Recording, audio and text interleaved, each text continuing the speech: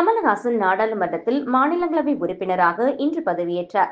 நடிகரும் மக்கள் நீதி மய்யம் தலைவருமான கமலஹாசன் வெள்ளிக்கிழமை ஜூலை 25ஆம் தேதி இன்று மாநிலங்களவை உறுப்பினராக நாடாளுமன்றத்தில் முதன்முறையாக பதவியேற்றார். கமலஹாசன் நாடாளுமன்ற வளாகத்திற்கு அதிகாலையில் வந்து தமிழுக்கு பெருமை சேர்த்து வெண்கல குரலில் தமிழில் உறுதிமொழி கூறி பதவியேற்றார்.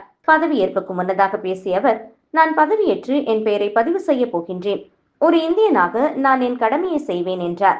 மாநிலங்கள் அவையின் உறுப்பினராக தேர்ந்தெடுக்கப்பட்டிருக்கும் கமல்ஹாசன் எனும் நான் சட்டத்தினால் நிறுவப்பெற்றதான இந்திய அரசியல் சட்டத்தின் மீது உண்மையான பற்றார்வமும் பற்றுறுதியும் கொண்டிருப்பேன் என்றும் இந்தியாவின் இறையாண்மையையும் ஒருமைப்பாட்டையும் உறுதியாக பற்றி நிற்பேன் என்றும் திமுக தலைமையிலான கூட்டணியின் ஆதரவுடன் ஜூன் மாதம் மாநிலங்களவைக்கு கமலஹாசன் போட்டியின்றி தேர்ந்தெடுக்கப்பட்டார்.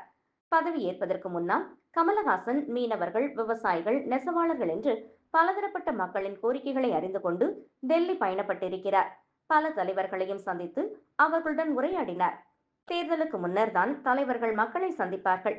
ஆனால் கமலஹாசனோ மக்களவை உறுப்பினராக தேர்வாக ஆவதற்கு முன்பே மக்களை சந்தித்து அவர்களுடைய குறைகளை கேட்டு அறிந்திருப்பது மக்களை மகிழ்ச்சியில் ஆழ்த்தியது.